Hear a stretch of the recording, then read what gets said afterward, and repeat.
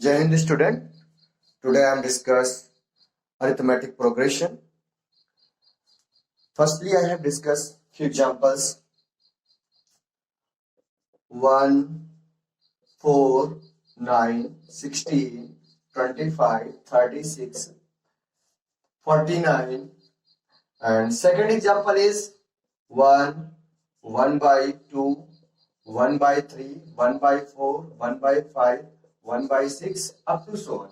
And third example is 2, 4, 6, 8, 10, 12, up to so on. But these numbers are written in a definite pattern.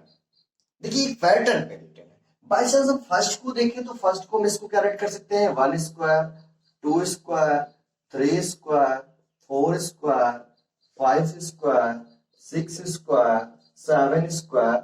इस type से आपको कोई भी term इसमें इस सीक्वेंस में बोला जाता कि 10th टर्म 9th टर्म तो हम कंफर्म में बता सकते थे कि 10th जो टर्म है वो 10 स्क्वायर है.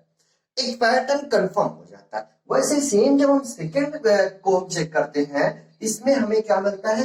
अगर मैं देखूं तो 1/n करने पर इसका पैटर्न बन जा रहा. इसको क्या कह सकते हो ये कह सकते हो 2n का pattern where n is the natural number.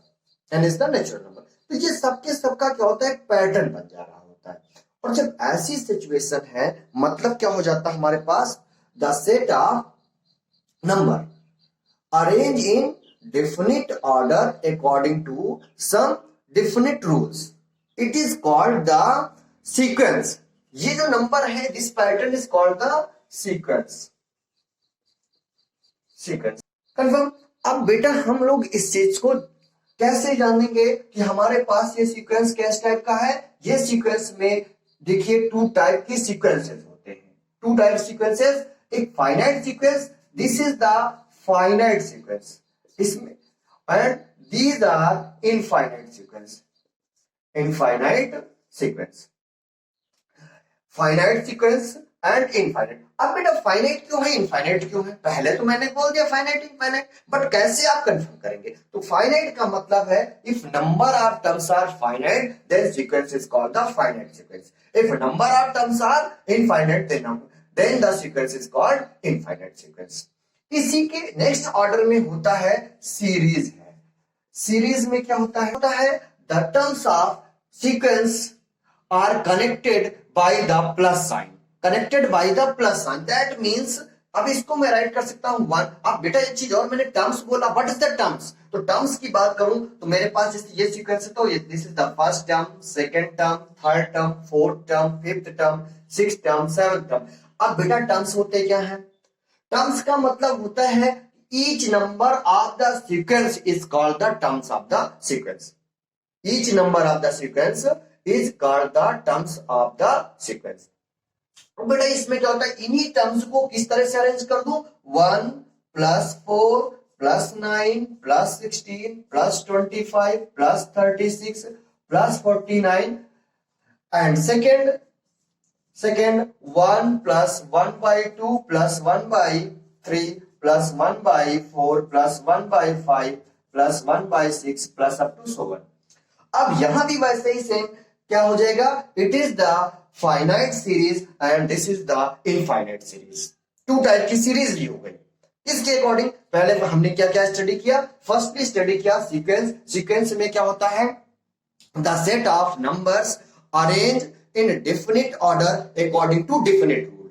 ये मैंने स्टडी किया सीक्वेंस में. अब देखिए सीक्वेंस में दूसरी चीज क्या finite sequence and infinite. Finite sequence में क्या होता है फाइनाइट में if number of terms are finite then the sequence is called finite sequence otherwise infinite sequence.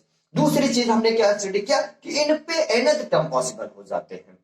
इसमें nth टर्म पॉसिबल हो जाते हैं. बाई चांस इसका nth टर्म की बात करो 10 स्क्वायर बन जाएगा. अब जो भी होगा हमारे पास में बट n की वैल्यू जो भी होगी वो हम पुट अप कर लेंगे. यहां पे क्या होगा 1/n हुआ. इसका क्या हो जाएगा 2n हो जाएगा.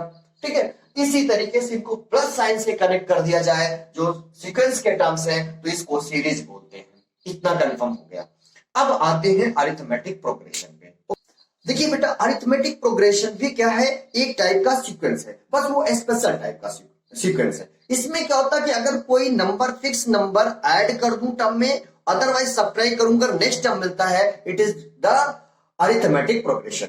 That means in other word, if any number subtracted from its preceding term, then obtained a constant number.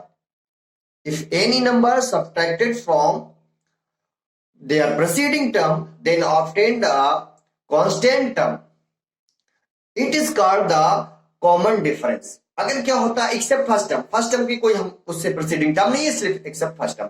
तो यहां पर क्या होता है, जो भी मेरे पास अगर सब्ट्रैक्ट करते हैं तो यहां पे मिल जाता है अरिथमेटिक प्रोग्रेशन। मतलब इस टाइप का होता है ये। यहां पे मैंने लिया एग्जांपल में 1 4 7 10 एक्सेट्रा। अब बेटा देखो ये फर्स्ट एग्जांपल मेरे पास, सेकंड हो गया बाय चांस हमने लिया 2 4 6 8, इसी को राइट कर लिया। अब देखिए इसमें क्या मेरे पास हो रहा है कि अगर मैं यहां पे क्या कर दूं 4 माइनस 1 कर दूं तब भी 3 आएगा, फिर 7 माइनस 4 कर दूं तब भी 3 आएगा, 10 माइनस 7 करूं तब भी 3 आएगा। वैसे यहां भी 4 minus 2 is equal to 2, 6 minus 2 is equal to 2, 8 minus 2 is equal to 2, तो sorry 8 minus 6 is equal to 2। ये सभी के सभी यहां पे फिक्स वैल्यूज मिली और इसमें क्या हुआ प्रीसीडिंग टर्म माइनस करने पर ये फिक्स। इन्हीं को हम क्या बोलते हैं, कॉमन डिफरेंस बोलते हैं। ये कांस्टेंट टर्म, मतलब क्या हुआ जो हमारे पास अरिथमेटिक प्रोग्रेशन है, अरिथमेटिक प्रोग्रेशन में क्या होता है, arithmetic progression a sequence is called arithmetic progression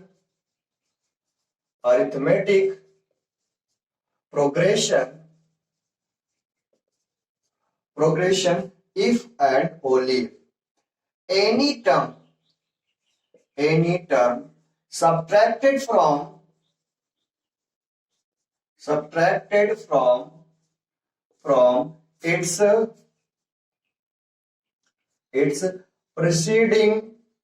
its preceding term, then obtained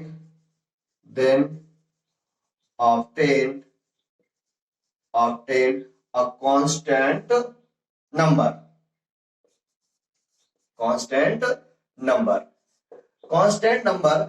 अब बेटा इट इज क्या हो जाएगा, यहाँ पे जो कांस्टेंट नंबर है इसी कांस्टेंट नंबर को क्या हो जाएगा, and constant number is called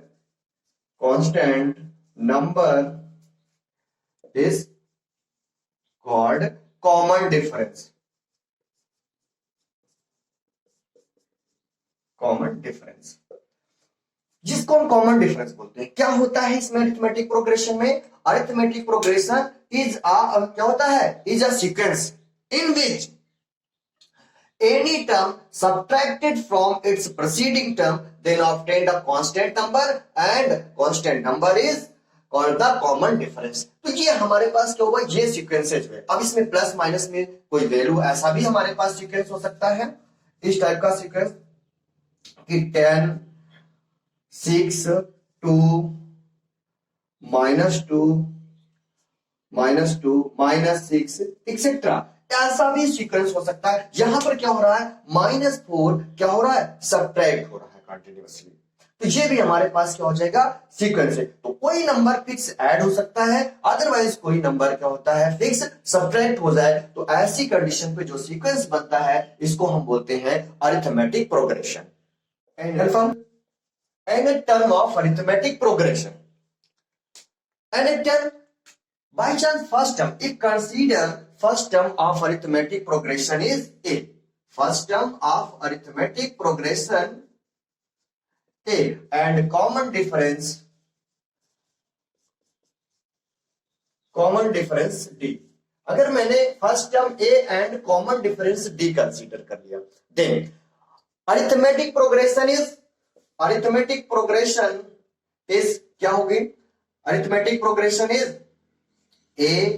a plus d, a plus 2d, a plus 3d up to so on. अब बेटा यहां फर्स्ट टर्म यहां पर क्या हो जाएगा, first term a, first term इसको मैं a1 राइट करूंगा तो क्या होगा a, और a को हम क्या राइट कर सकते हो a plus 1 minus 1 into d. बेटा 1 minus 1 that means 0, 0 into D 0 हो जाएगा और ये a ओनली। इसी तरह से second term a2 this is equal to a plus d. Second term is a plus d. This is written as a plus 2 minus 1 into d. And third term a3. This is equal to a plus 2d. A plus 2d. This is equal to a plus 3 minus 1 into d. And similarly, nth term that means an is equal to a plus n minus 1 into d. बेटा देखो ए यहां पे a3 था तो क्या होता a plus 3 minus 1 into D, a2 था a plus 2 minus 1 into D. तो कोई और नहीं चेंज हो रहा था, ओनली चेंज हो रहा 1 2 3 एक्सेट्रा। वैसे ही जब क्या हुआ 1 था तो 1, 2 here 2, 3 then here 3, ऐसे ही जब nth term that means n तो so here also here nth term। this is the most important formula। इस पर बेस्ड एग्जाम में 100% क्वेश्चन आता है। एक और फॉर्मूला इसी में होता है, ये nth term from the beginning है और nth term from the end of AP. nth term from end of AP, end of AP this is equal to l minus n minus 1 into d. बेटा ये हो गया। अगर इसी में मेरे पास लास्ट में, अब इसका प्रूफ कैसा है इसको थोड़ा सा बेटा फर्स्ट टर्म जो है वो हमारे पास a, second term a plus, third term a plus 2d, ऐसे ही लास्ट टर्म अगर बाई चांस l है जस्ट इसके बिफोर l माइनस डी, इससे भी बिफोर जो टर्म पड़ेगा वो l माइनस 2d होगा।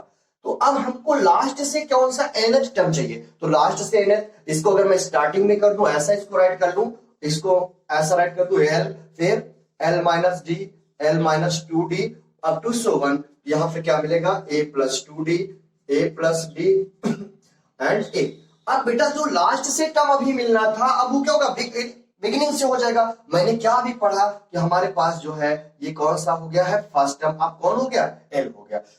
अब यहाँ पे हमको कॉमन डिफरेंस निकालना पड़ेगा। अगर मैं कॉमन डिफरेंस निकालूंगा तो क्या मिलेगा l माइनस डी और माइनस करना पड़ेगा l, तो ये कैंसिल होके माइनस डी बचेगा। लेकिन जब इसका nth टर्म जो हम लोग nth टर्म जो बनेगा from nth term from end of AP जो ये बनने वाला है, इधर के अकॉर्डिंग देखेंगे तो यहां से क्या होगा, ये फर्स्ट हमारे पहला फर्स्ट टर्म कौन है l, वो फर्स्ट टर्म वाला a plus an is equal to a plus n minus 1 into d apply करते। तो फर्स्ट टर्म था, इस बार फर्स्ट टर्म कौन हो गया है l। अब फर्स्ट टर्म l हो गया राइट कर दिया, फिर यहाँ पे प्लस हुआ, प्लस से प्लस फिर क्या करेंगे n माइनस 1, n टर्म चाहिए तो n माइनस 1 कर दिया और d के प्लेस पर क्या है माइनस d है, यही इतना कुछ कर दिया। अब इसको जैसे बात जैसे ही मल्टीप्लाई करेंगे तो क्या आएगा l, फिर ये प्लस माइनस माइनस हो जाएगा n माइनस 1 इंटू डी। ये इस तरह से इसका प्रूफ हो गया है, बट हमको ओनली फॉर्मूला लग करके रखना है, इस पर बेस्ड एग्जाम में क्वेश्चन आते हैं। क्वेश्चन है find nth term of AP 2 8 14 up to 7।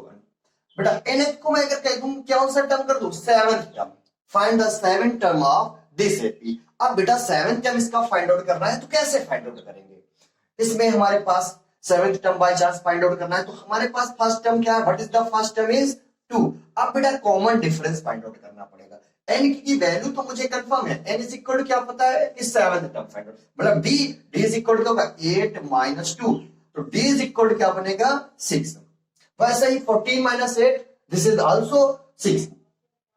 अब बेटा हमारे पास कौन सा टर्म चाहिए सेवंथ, तो सेवंथ टर्म जो होगा seventh term this is equal to क्या हो जाएगा a7 राइट कर सकते हो, जिसको क्या राइट कर सकते हो a प्लस क्या हो जाएगा n माइनस 1 इंटू डी। ये फार्मूला था, अगर यहाँ n टर्म की बात करते तो ये अप्लाई। अब 7 अगर यहाँ पर हो गया तो इस प्लेस पर भी क्या हो जाएगा 7 हो गया, बट a और हमें d कंफर्म है, a की वैल्यू 2 है, d की वैल्यू 6, पुटअप कर दीजिए। यहाँ पर क्या हो जाएगा a के प्लेस पर पुटअप हो जाएगा 2 plus 7 minus 1 into 6, this is equal to 2 plus 6 into, यहाँ ब्रैकेट था तो फर्स्टली ब्रैकेट सॉल्व किया, तो 7 माइनस क्या किया 1, this is equal to 6 and into 6, this is equal to 2 plus 6 into 6 36, this is equal to 38, तो सेवंथ टर्म इज 38। सेम वैसे ही अगर मुझे इंड से एनथ टर्म फाइंड आउट करना हो तो हम उसी तरह से फाइंड आउट कर लेते हैं।